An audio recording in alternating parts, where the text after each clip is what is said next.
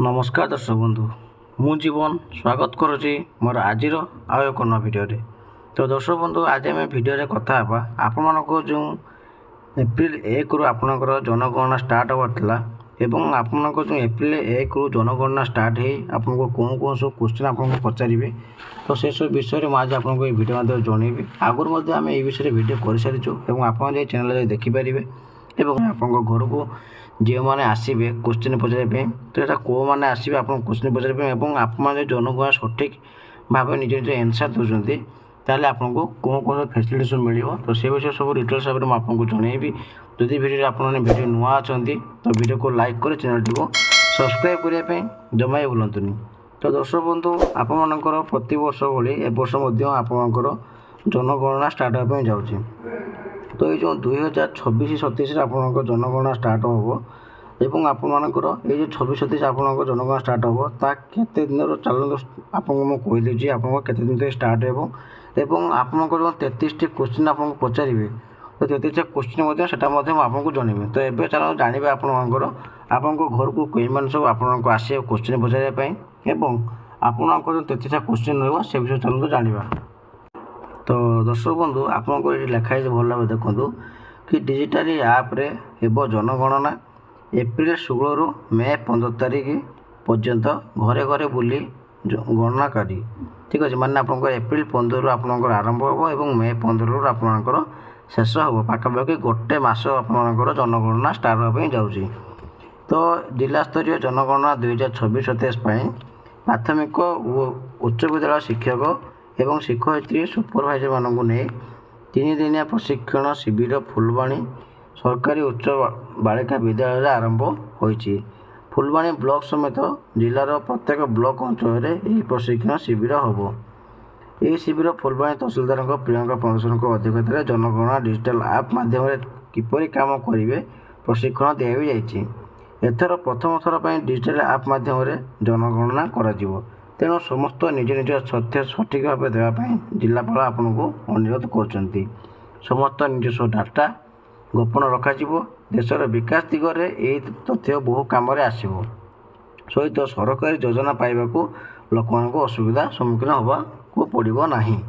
Already आपर Phulbani आपर आरंभ हो जापर जनगणना एवं ये जनगणना आपर जनगणना करने आसवे सर कौ मैंने आसवे ना देखो आप कौन लिखाई ना प्राथमिक और उच्च विद्यालय शिक्षक मैंने आप सुपरभाइजर को लेकिन आप घर घर को से जनगणना करने आसवे ठीक अच्छे। तो ये चलो जानवे आपर कि जनगणना जो आसी आपको कौन कौन सब क्वेश्चन आपको पचारे।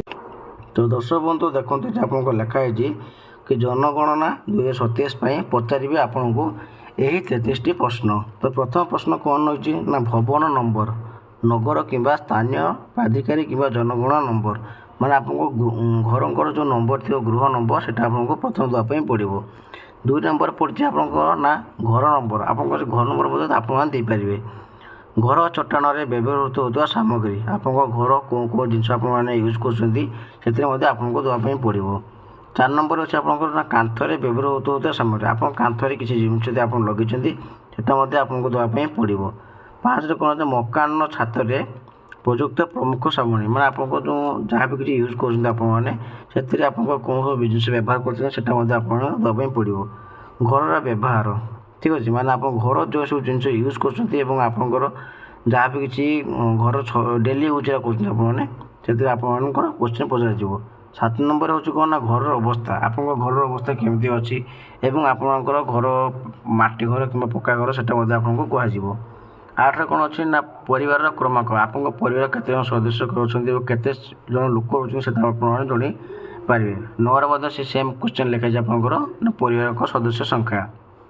10 रे आसो परिवार मुख्य नाम माने आपंकर घर जो मुख्य लोक जी थे तो तांकर नाम आपको देवाई पड़ो। 11 नंबर अच्छी कौन ना परिवार मुख्य लिंग माने आप घर मुखिया जी थे से पुरुष कि स्त्री से आपको देवाई पड़ो। 12 नंबर आसो कौन अनुसूचित जाति अनुसूचित जनजाति एवं अन्य आपंकर जाति कौन अच्छी तो सेटा आपको देवाई। आ गए कौन अच्छी ना देखो घर मालिकाना परिस्थिति आप मालिक कौन अच्छी से देवाई पड़ो।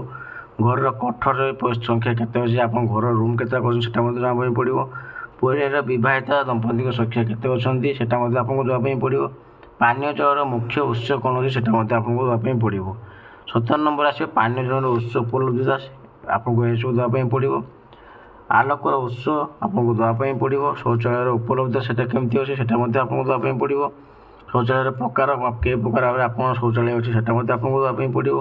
ଅପରିଷ୍କାର ଜଳ ନିଷ୍କାସନ, ଆପଣ କେଉଁ ଜାଗାରେ ଅପରିଷ୍କାର ଜଳ ନିଷ୍କାସନ କରୁଛନ୍ତି ସେଟା ମଧ୍ୟ ଆପଣଙ୍କୁ ଦେବା ପାଇଁ ପଡ଼ିବ। 22 ନମ୍ବର କ'ଣ ଅଛି ନା ଗାଧୁଆ ଘର ଉପଲବ୍ଧତା ସେଟା ମଧ୍ୟ ଆପଣଙ୍କୁ ଦେବା ପାଇଁ ପଡ଼ିବ। 23 ନମ୍ବର ଅଛି ରୋଷେଇ ଘର ଏବଂ LPG PN ସଂଯୋଗ ଅଛି ନାହିଁ। ଆପଣ ଯଦି ରୋଷେଇ ଘର କରୁଛନ୍ତି ସେଥିରେ ଆପଣଙ୍କର LPG କରୁଛନ୍ତି କିମ୍ବା PNG ଦ୍ୱାରା ସଂଯୋଗ କରୁଛନ୍ତି ସେଟା ମଧ୍ୟ ଆପଣଙ୍କୁ ଦେବା ପାଇଁ ପଡ଼ିବ। 24ରେ ଆସିବ ଖାଦ୍ୟ ରନ୍ଧନ ପାଇଁ ମୁଖ୍ୟ ଇନ୍ଧନ। ଆପଣ ଯଦି ରୋଷେଇ କରୁଛନ୍ତି ଖାଦ୍ୟ ତାର ମୁଖ୍ୟ ଇନ୍ଧନଟା କ'ଣ, ଆପଣ ଚୁଲି ରୋଷେଇ କରୁଛନ୍ତି କିମ୍ବା ଆପଣ ଗ୍ୟାସ୍ ରୋଷେଇ କରୁଛନ୍ତି ସେଟା ମଧ୍ୟ ଆପଣଙ୍କୁ ଦେବା ପାଇଁ ପଡ଼ିବ। 25ରେ ଆସିବ ଆପଣଙ୍କ ନା ରେଡ଼ିଓ ଟ୍ରାଞ୍ଜିଷ୍ଟର, ଆପଣଙ୍କ ରେଡ଼ିଓ ଅଛି କି ସେଟା ମଧ୍ୟ ଆପଣଙ୍କୁ ଦେବା ପାଇଁ ପଡ଼ିବ। 26ରେ ଆସିବ ଆପଣଙ୍କ ନା ଟେଲିଭିଜନ, ଆପଣଙ୍କ ଟିଭି ଅଛି କି ସେଟା ମଧ୍ୟ ଆପଣଙ୍କୁ ଦେବା ପାଇଁ ପଡ଼ିବ। 27ରେ ଆସିବ ଇଣ୍ଟରନେଟ୍ ସୁବିଧା, ଆପଣଙ୍କ ଇଣ୍ଟରନେଟ୍ କେମିତି ଅଛି ସେଟା ମଧ୍ୟ ଆପଣଙ୍କୁ ଦେବା ପାଇଁ ପଡ଼ିବ। 28ରେ ଆସିବ ଲାପଟପ୍ କିମ୍ବା କମ୍ପ୍ୟୁଟର, ଯଦି ଆପଣଙ୍କ ଘରେ ଲାପଟପ୍ କିମ୍ବା କମ୍ପ୍ୟୁଟର ଅଛି ସେଟା ମଧ୍ୟ ଆପଣଙ୍କୁ ଦେବା ପାଇଁ ପଡ଼ିବ। 29ରେ ଆସିବ କ'ଣ ଟେଲିଫୋନ୍, ମୋବାଇଲ ଫୋନ୍, ସ୍ମାର୍ଟଫୋନ୍, ଆପଣଙ୍କର କେତେଟା ଟେଲିଫୋନ୍ ଅଛି, ମୋବାଇଲ ଫୋନ୍ କେତେଟା ଅଛି ସେଟା ମଧ୍ୟ ଆପଣଙ୍କୁ ଦେବା ପାଇଁ ପଡ଼ିବ। 30 ନମ୍ବରରେ ଆସିବ କ'ଣ ସାଇକେଲ ଏବଂ ସ୍କୁଟର, ଆପଣଙ୍କର ସାଇକେଲ କେତେଟା ଅଛି ସ୍କୁଟର କେତେଟା ସେଟା ମଧ୍ୟ ଆପଣଙ୍କୁ ଦେବା ପାଇଁ ପଡ଼ିବ। 31ରେ ଆସିବ କ'ଣ ନା କାର୍ କିମ୍ବା ଜିପ୍ କିମ୍ବା ଭ୍ୟାନ୍, ଆପଣଙ୍କୁ ଫୋର୍ ହ୍ୱିଲର କେତେଟା ଅଛି ଏବଂ କାର୍ କେତେଟା ଅଛି ସେଥିରେ ଆପଣଙ୍କୁ ଦେବା ପାଇଁ ପଡ଼ିବ। 32ରେ ଆସିବ କ'ଣ ମୁଖ୍ୟ ଶସ୍ୟ, ଆପଣଙ୍କ ଯେଉଁ ଖାଦ୍ୟ ଖାଉଛନ୍ତି ସେ ଶସ୍ୟ ଆପଣଙ୍କ ମୁଖ୍ୟ କ'ଣ ଅଛି ସେଟା ମଧ୍ୟ ଆପଣଙ୍କୁ ଦେବା ପାଇଁ ପଡ଼ିବ।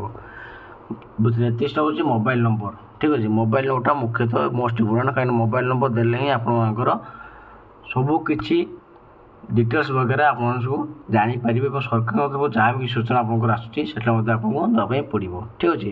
ତ ଏଇଟା 33 ନମ୍ବରରେ ଆପଣଙ୍କର ଟୋଟାଲ୍ 33ଟା କ୍ୱେଶ୍ଚିନ୍ ହିଁ ଆପଣଙ୍କୁ ଦେବା ପାଇଁ ପଡ଼ିବ। ଯେଉଁ ଜନଗଣନା ମାନେ ଆପଣଙ୍କ ଘରକୁ ଆସିବେ ତ ସେଇମାନଙ୍କୁ ହିଁ ଆପଣଙ୍କୁ 33ଟା କ୍ୱେଶ୍ଚିନ୍ ଦେବା ପାଇଁ ପଡ଼ିବ, ଠିକ୍ ଅଛି। ତ ଏସବୁ ଡିଟେଲ୍ସ ବଗେରା ଯଦି ଆପଣମାନେ ଏହାକୁ ସ୍କ୍ରିନଶଟ୍ ନେବା ପାଇଁ ଚାହୁଁଛନ୍ତି ତାହେଲେ ଆପଣ ସ୍କ୍ରିନଶଟ୍ ନେଇପାରିବେ ଏବଂ ଆପଣଙ୍କୁ ଏଇ ଜିନିଷଟି ଘରେ ଘରେ ସମସ୍ତଙ୍କୁ ପଚରାଯିବ। ଭଲ ଭାବରେ ଏଇ ଜିନିଷକୁ ଆପଣ ଜାଣି ରଖନ୍ତୁ ଏବଂ ଆପଣଙ୍କୁ ନିକଟରେ ଆପଣଙ୍କ ସବୁ ଜିନିଷ ଆପଣଙ୍କୁ ସାହାଯ୍ୟ କରିପାରିବ, ଠିକ୍ ଅଛି। ତ ଯଦି ଭିଡ଼ିଓଟି ଭଲ ଲାଗିଥିବ ତ ଭିଡ଼ିଓକୁ ଲାଇକ୍ ସେୟାର ସବସ୍କ୍ରାଇବ୍ କରିବା ପାଇଁ ଜମା ବି ଭୁଲନ୍ତୁନି।